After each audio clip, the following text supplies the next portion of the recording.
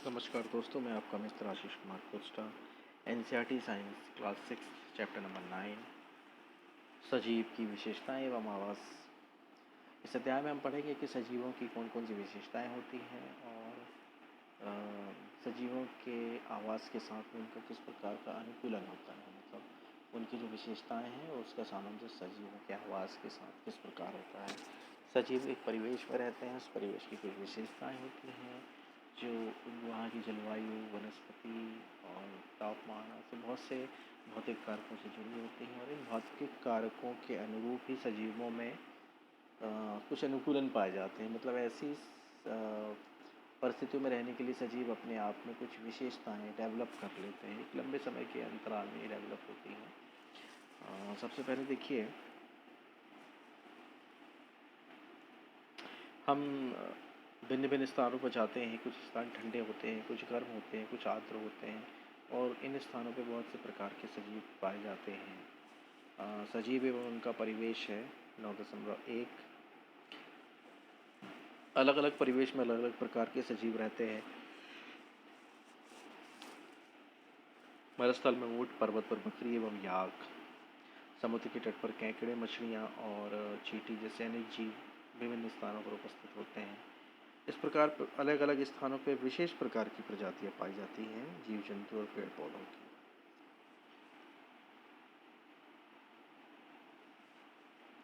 आवास एवं अनुकूलन। जीवों के आवास, सबसे पहले आवास की परिभाषा। आवास किसी भी जगह पर, ऐसे जगह जहाँ पर जो जीव किसी जगह पर जो जीव रहते हैं वो स्थान उनके लिए आवास कहलाता है। ये आवास का निर्धारण, आवास एक्चुअली में उनके जीवन के लिए जो उपयुक्त जितनी भी परिस्थितियाँ होती है वो प्रदान करता है, उसको आवास कहते हैं। जैसे शेर, चीता, ये सब गुफाओं में रहते हैं। मनुष्य घर बनाकर रहता है, ये आवास कहलाता है। और अनुकूलन मतलब वो शारीरिक विशेषताएं हैं जो किसी भी जीव या पादपों में पाई जाती हैं जो उनको उनके आवास में रहने के योग्य बनाती हैं। अब परिवेश जैसे लवणीय जल है, मरुस्थल है, यहाँ पे जीवों में कुछ विशेषताएं पाई जाती हैं। सारणी 9.1 में देखिए, विभिन्न परिवेश में पाए जाने वाले जीव जंतु एवं अन्य वस्तुएं। तो इसमें आपको देखना है जैसे वन में क्या क्या रहता है। शेर, चीता, हिरण, बारहसिंगा, भालू। पर्वतीय क्षेत्र में याक रहती है, पोलर बियर होता है। मरुस्थल में ऊँट होता है, कैक्टस होता है, कुछ मरुस्थलीय सांप होते हैं। समुद्र में फिश है, जॉली फिश है, स्टार फिश है और अन्य स्थान में बाकी जीव रहते हैं। तो इस प्रकार अलग अलग स्थान पे विशेष रूप से विशेष प्रजाति के जीव पाए जाते हैं।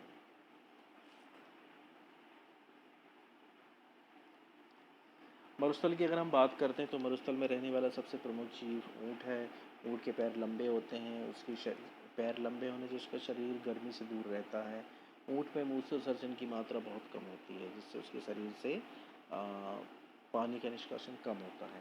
इसके अलावा उसमें श्वेत ग्रंथियाँ नहीं पाई जाती हैं और इसलिए वो पानी का शरीर से ह्रास कम होता है। इसके अलावा एक दो विशेषताएं और हैं, जैसे ऊँट के पास एक कुबड़ होती है जिसमें वो पानी संचित कर सकता है। 28 से 30 दिन का पानी वो एक बार पीकर रख सकता है। मतलब अगर ऊँट को एक बार पानी पिला दिया जाए तो इतने दिन तक बिना पानी के रह सकता है।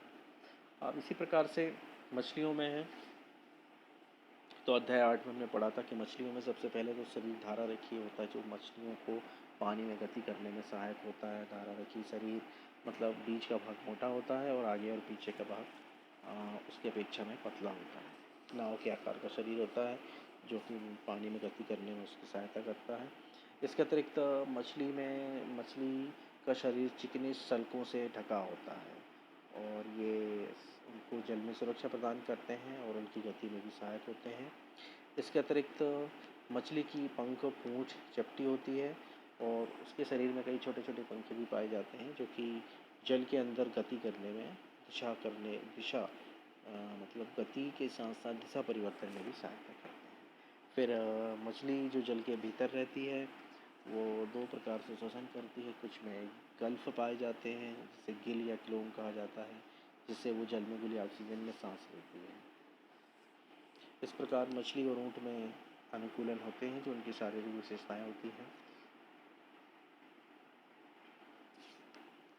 सजीवों की कुछ ऐसी विशेषताएं, शारीरिक या भौतिक विशेषताएं जो उन्हें अपने परिवेश में रहने योग्य बनाती है जिसमें वो पाए जाते हैं, उनको अनुकूलन कहा जाता है। मतलब जो जीव जिस परिवेश में एक समय तक रहता है उसके बाद धीरे धीरे वो उस परिवेश के लिए अनुकूलित हो जाता है। किसी सजीव का वह स्थान जिसमें वह रहता है उसका आवास कहलाता है। अपने भोजन, वायु, शरण स्थल एवं अन्य आवश्यकताओं के लिए जीव अपने आवास में निर्भर रहता है।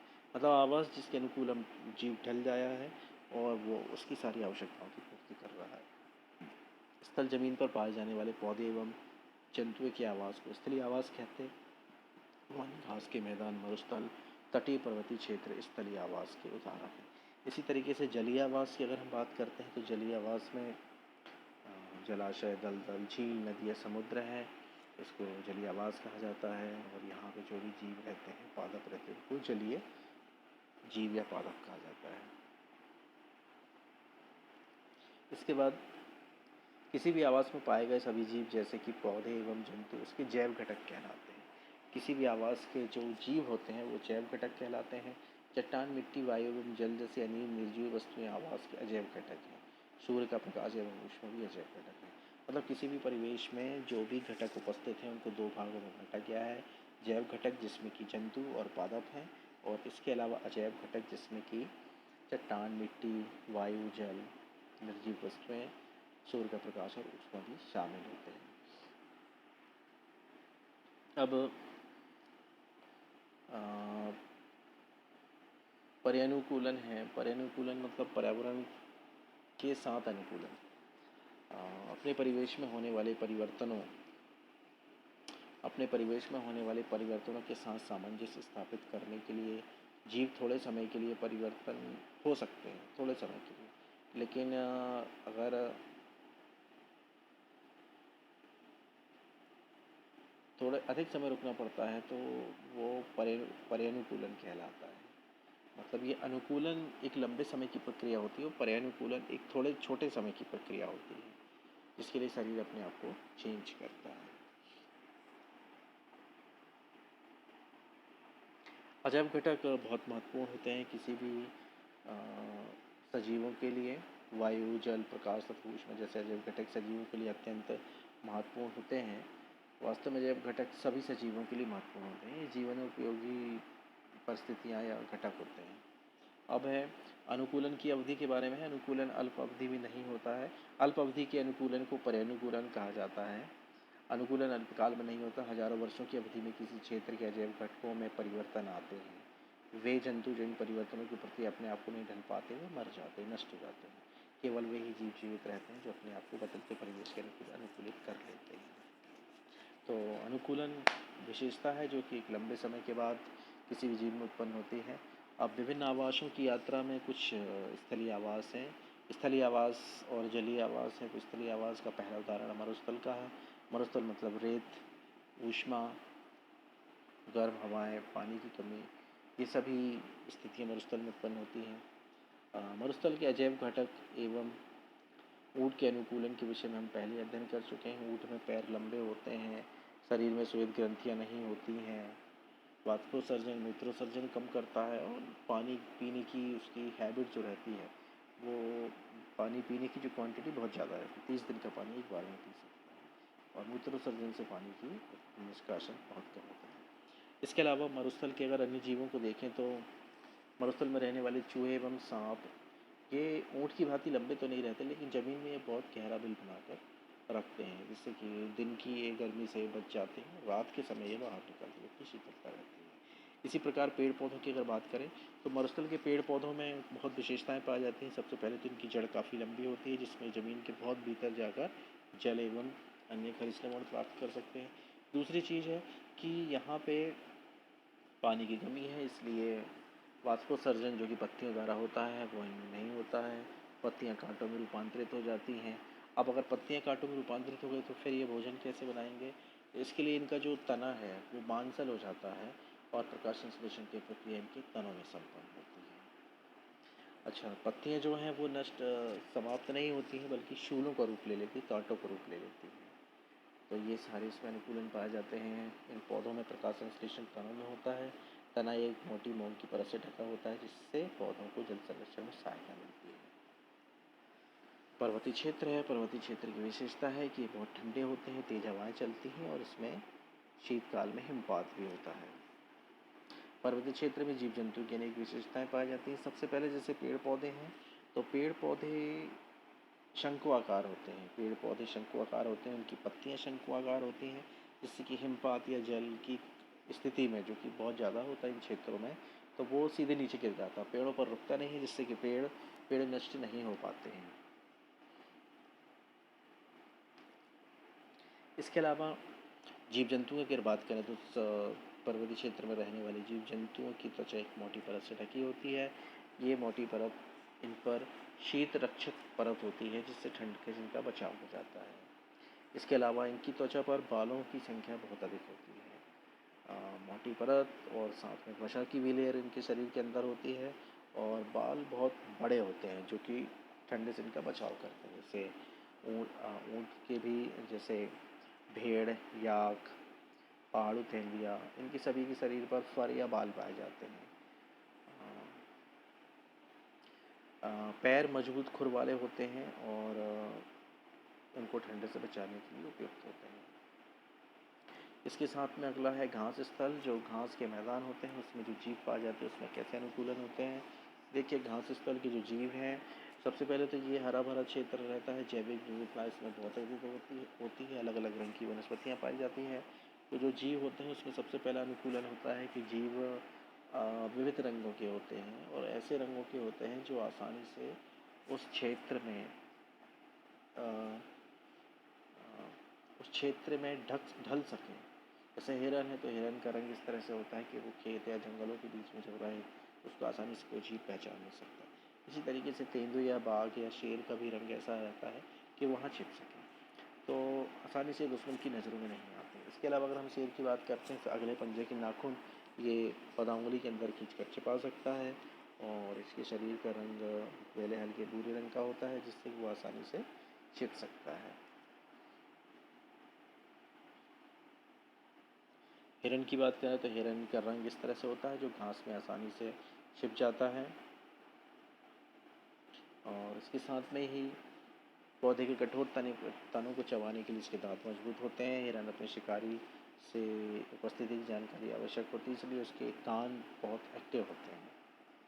इसी तरीके से शेर के दांत नुकीले होते हैं, जो कि उसके शिकार को फाड़ने और काटने के लिए उपयुक्त होते हैं। अब जलीय आवास की हम बात करते हैं, तो जलीय आवास में समुद्र है।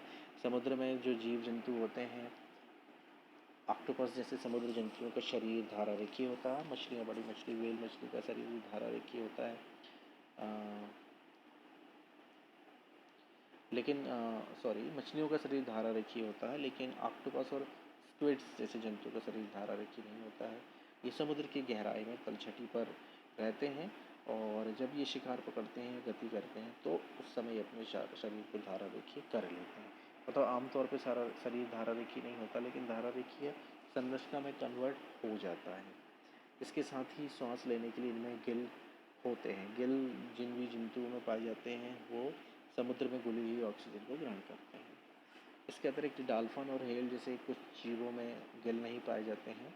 इनमें गिल की स्थान पर वात छिद्र या नासाद्वार पाए जाते हैं, और जब इनको सांस लेना होता है, ये वैसे बहुत लंबे समय तक बिना सांस लिए रह सकते हैं, लेकिन जब इनको सांस लेना होता है तो ये तट पर आते हैं और श्वसन छिद्रों से जल बाहर करते हैं, मतलब श्वसन छिद्रों को खाली करते हैं, और उसके बाद स्वच्छ वायु को अंदर लेते हैं।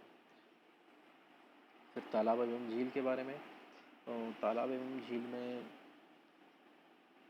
रहने वाले पौधे अलग अलग प्रकार के होते हैं। कुछ पौधे ऐसे होते हैं जिनकी जड़ें काफ़ी लंबी होती हैं और ये मिट्टी से जुड़े होते हैं, और स्थलीय पौधों में जड़ मिट्टी से खनिजों एवं पोषक तत्वों के अवशोषण में महत्वपूर्ण कार्य करती है, परंतु जलीय पौधों में जड़ें आकार में बहुत छोटी होती हैं, और इनका कार्य पौधों को तलहटी में जमाए रखना भी होता है। पौधों का तना खोखला लंबा होता है, ये हल्का और वायवीय होता है, जिससे कि आसानी से तैर सकते हैं, और पत्तियाँ और फल फूल जल की सतह पर प्लवन करते हैं। मतलब कुछ पौधे ऐसे होते हैं जो जल में तैरते जैसे रहते हैं। फिर कुछ जलीय पौधे जल में पूर्ण रूप से डूबे रहते हैं। पूर्ण रूप से डूबे रहने के बाद भी ये उसमें खराब नहीं होते हैं। ये पौधे पानी की धार के साथ में धार के बाद भी स्थिर रहते हैं क्योंकि इनका शरीर धारा रेखीय होता है और पत्तियां नुकीली होती हैं। नुकीली पत्तियां होने से ये पानी के प्रवाह को काटती नहीं हैं और उसमें आसानी से रह सकती हैं। इसके बाद कुछ जीव जैसे मेढक है। मेढक तालाब में पाए जाने वाले जंतु, तालाब और स्थल दोनों में ये रह सकता है। इसके पश्चपात लंबे एवं मजबूत होते हैं, जिसे छलांग लगाने में या शिकार पकड़ने में सहायता करते हैं। पश्चपात में जालयुक्त पदांगुली होती हैं जो कि उसको तैरने में सहायता करते हैं। मतलब इसके पश्चपात स्थल में रहने के लिए भी उपयुक्त होते हैं और जल में गति करने के लिए भी उपयुक्त होते हैं। इस प्रकार अलग अलग स्थानों में अलग अलग प्रकार की जीव पाए जाते हैं। अब हमारे आसपास के जीव हैं, जीवों में कौन कौन से लक्षण पाए जाते हैं? तो देखिए, बहुत सी ऐसी वस्तुएं होती हैं, कुर्सी, मेज, पत्थर, सिक्का, ये सजीव नहीं है। इस प्रकार हमारे पास संसार के काफ़ी जीव जो सजीव होते हैं, जैसे मनुष्य, कुत्ता, बिल्ली, बंदर, गिलहरी।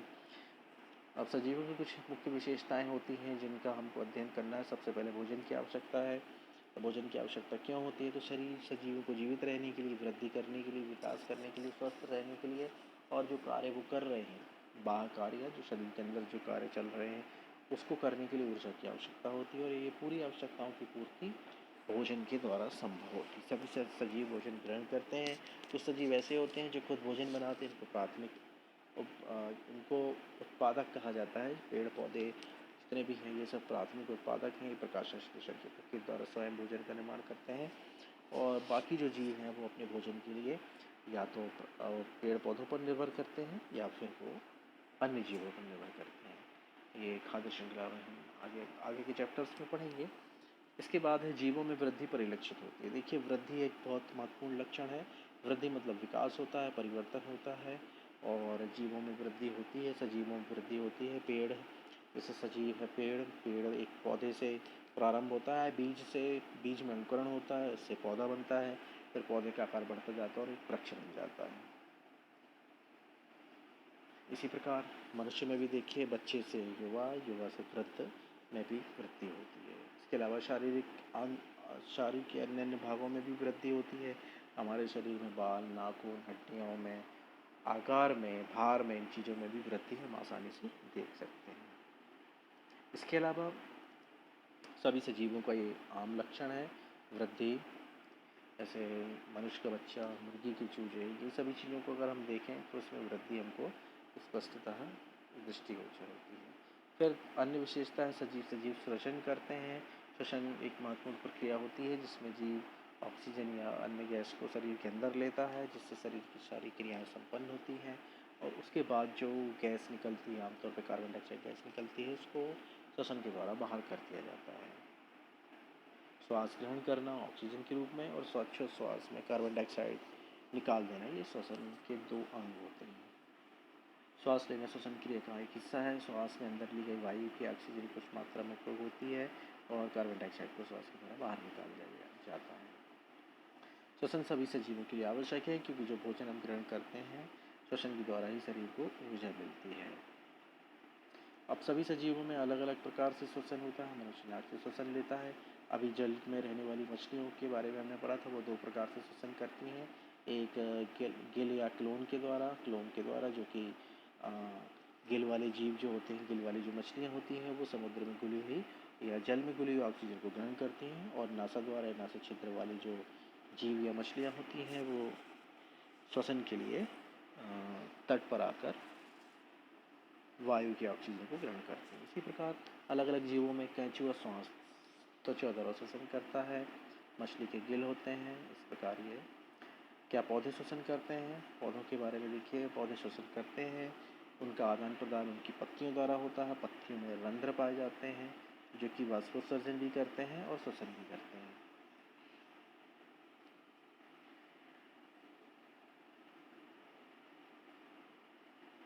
पत्तियां सूक्ष्म रंध्रों द्वारा वायु को अंदर लेती हैं, ऑक्सीजन को उपयोग करते हैं और कार्बन डाइऑक्साइड वायु में निष्कासित कर देती हैं।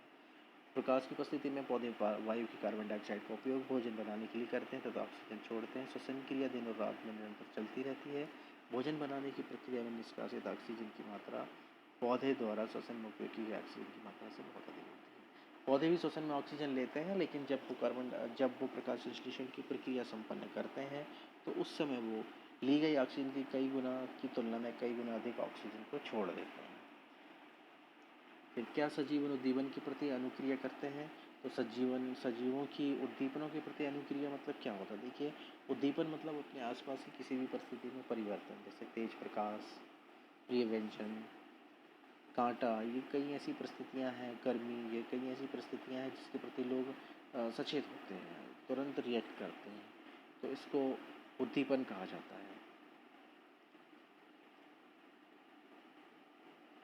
जीव जंतुओं में उद्दीपन देखा जाता है भोजन के टाइम पे। यदि भोजन का पात्र लेकर हम किसी जीव के पास जाते हैं तो वो थोड़ा सा उसका व्यवहार चेंज हो जाता है, एक्टिव हो जाता है, ये सभी उद्दीपन कहलाते हैं, मतलब वहाँ परिस्थितियों के प्रति व्यवहार में परिवर्तन। पौधों में भी उद्दीपन की क्रिया होती है। पेड़ पौधे जो हैं वो सूर्य के प्रति ज़्यादा एक्टिव होते हैं। अगर किसी कमरे में पेड़ पौधों को रखा जाए और उनकी वृद्धि देखी जाए तो जहाँ से सूर्य का प्रकाश आ रहा उस ओर वो वृद्धि करते हैं। ये पौधों में उद्दीपन होता है। इसके बाद नेक्स्ट है सजीवन उत्सर्जन। उत्सर्जन क्या होता है? उत्सर्जन मतलब कि शरीर के अंदर जितनी भी रासायनिक और भौतिक क्रियाएं होती हैं उसके परिणाम स्वरूप ऊर्जा भी प्राप्त होती है। और जैसे भोजन है तो भोजन के पचन पाचन से ऊर्जा प्राप्त हो जाती है, एनर्जी प्राप्त होती है जो शरीर के अलग अलग कोशिकाओं में भेजी जाती है। और उसके बाद उस भोजन का कुछ ऐसा भाग भी होता है जो अपच होता है, जो पचा नहीं होता है, तो उसका हमको सर्जन करना पड़ता है, जो कि मल के रूप में होता है। इसके अलावा भी शरीर के अंदर बहुत सी प्रक्रियाएँ होती हैं, जैसे ब्लड जितना भी कार्य करता है तो ब्लड का शोधन होता है वृक्क में। ब्लड का शोधन प्रक्रिया में होता है, उसमें वृक्क में जितनी भी अशुद्धियाँ शामिल हैं जो शरीर के विभिन्न अंगों से एकत्रित करके वृक्क लेके आया, तो उस अशुद्धियों का शोधन होता है और वो अशुद्धियाँ मूत्र के द्वारा बाहर निकाल दी जाती हैं। इसी प्रकार से शरीर से पसीने के रूप में भी बहुत से खनिज लवण और जो जल है वो पसीने के रूप में निकल जाता है, तो ये भी एक तरह का उत्सर्जन होता है। क्या पौधों में उत्सर्जन होता है? हाँ, पौधों में उत्सर्जन होता है, परंतु उसका ढंग अलग होता है। पौधों में उत्सर्जन के लिए पत्तियों में कुछ विशेष छिद्र पाए जाते हैं जिनको रंध्र कहा जाता है, तो रंध्रों से कार्बन डाइऑक्साइड, ऑक्सीजन और जलवाष्प के रूप में जल का उत्सर्जन होता है। इसके अलावा अन्य सजीवों का गुण है, सजीव प्रजनन करते हैं। प्रजनन मतलब होता है कि जनन, मतलब अपने ही समान जीवों को उत्पन्न करना। तो सजीवों का यह प्रमुख लक्षण है। पेड़ पौधे या जीव जंतु सभी प्रजनन करते हैं और अपने समान अन्य जीवों को उत्पन्न करते हैं। अब जैसे जीव जंतुओं की बात करें, पक्षियों की बात करें, तो कुछ ऐसे जीव होते हैं जो अंडों से जीवों को जन्म देते हैं, उनको अंडज कहा जाता है। जैसे कबूतर है, चिड़िया है, कोयल है, तोता है, ये सभी अंडे देते हैं। मगरमच्छ है, ये भी अंडा देता है। इसके अलावा कुछ जीव जो हैं वो अपने समान जीवों को उत्पन्न करते हैं, जैसे कुत्ता, बिल्ली, गाय, ये सभी सीधे जीव को जन्म देते हैं। इसके अतिरिक्त देखिए, पेड़ पौधों की बात करें तो पेड़ पौधों में भी जनन होता है। कुछ पेड़ पौधों में जनन बीजों के द्वारा होता है, उनके बीज को लगाया जाए और नमी, सूर्य का प्रकाश और वायु और उपयुक्त आवश्यक स्थिति अगर दी जाए तो उससे पौधे की उत्पत्ति होती है। इससे अंकुरित के बाद पौधा बनता है। इसके अलावा कुछ पौधे के बीज अतिरिक्त अपने कायिक भागों द्वारा भी नए पौधे उत्पन्न करते हैं, इनमें कायिक प्रजनन कहा जाता है। कायिक प्रजनन का सबसे अच्छा एग्जाम्पल पत्थरचट्टा है, जिसके पत्ती के किसी भी भाग को अगर ज़मीन में गड़ा दिया जाए तो उससे एक नया भाग उत्पन्न हो जाता है, या पत्ती में ही पौधा उत्पन्न हो जाता है। इसके अतिरिक्त गुलाब की कलम को से भी गुलाब के हम पौधे बना सकते हैं। अब बात आती है सजीवों की गति की, तो सजीवों की एक महत्वपूर्ण विशेषता है कि गति करते हैं। अब गति अलग अलग प्रकार की होती है, एक स्थान से दूसरे स्थान जाने को भी गति कहा जाता है। और उसके अतिरिक्त शरीर में जो भी संक्रियाएँ होती हैं उनको भी हम गति की श्रेणी में रख सकते हैं। जैसे हमारे शरीर में ब्लड का संचरण होता है, पेड़ पौधों के शरीर में जाइलम और फिलोएम ऊतकों के द्वारा जल, खनिज लवण और अन्य पोषक पदार्थों का या निर्मित भोजन का शरीर के अलग अलग भागों में संचार होता है। इसलिए पौधे सामान्यतः भूमि में जकड़े रहते हैं, तब एक स्थान से दूसरे स्थान तक नहीं जाते हैं, परंतु उनके विभिन्न भागों में जल, खनिज लवण एवं संश्लेषित खाद्य पदार्थ, जो कि स्टार्च के रूप में होता है, एक भाग से दूसरे भाग में संवाहित होता रहता है। इसके अतिरिक्त उद्दीपन की क्रिया जो पौधों में होती है वो भी एक प्रकार की गति होती है, जैसे कि पुष्पों का खिलना, बंद होना, मुरझाना, ये सभी भी पौधों में गति को ही शो करते हैं। मृत्यु हो जाना, नष्ट हो जाना, ये भी एक विशेषता होती है जो सजीवों में पाई जाती है। जो भी सजीव है वो एक समय आने के बाद अपने जीवन को नष्ट कर देता है। पेड़ पौधे मुरझा जाते हैं, टूट के गिर जाते हैं, जीवों की मृत्यु होती है। ये सभी भी गति का ही एक प्रकार है। समानता सजीवों में वे सभी लक्षण पाए जाते हैं जिनकी हमने चर्चा की है, परंतु निर्जीवों में ये लक्षण एक साथ नहीं पाए जाते हैं। दोनों में एक महत्वपूर्ण विशेषता अंतर यह है कि एक से अधिक विशेषताएं निर्जीवों में पाई जा सकती हैं, लेकिन जितनी विशेषताएं सजीवों के लिए आवश्यक है वो पूरी निर्जीवों में नहीं पाई जाती हैं। इस प्रकार ये महत्वपूर्ण टॉपिक आपका कंप्लीट होता है। प्रमुख शब्दों में अनुकूलन, जलीय आवास, जैव घटक, उत्सर्जक, वृद्धि, आवास, सजीव, प्रजनन, श्वसन एवं उद्दीपन है। तो ये सारे हमने देख लिए हैं। उद्दीपन की एक बार परिभाषा फिर से देख लेते हैं। उद्दीपन मतलब बाहर परिस्थितियाँ होती हैं जो किसी भी जीव के किसी भी व्यवहार प्रक्रिया जीव के अंदर किसी भी व्यवहार प्रक्रिया या जीव की एक्टिविटी को प्रभावित करे, उद्दीपन कहलाते हैं। इस चैप्टर में इतना ही। बहुत बहुत धन्यवाद। नमस्कार।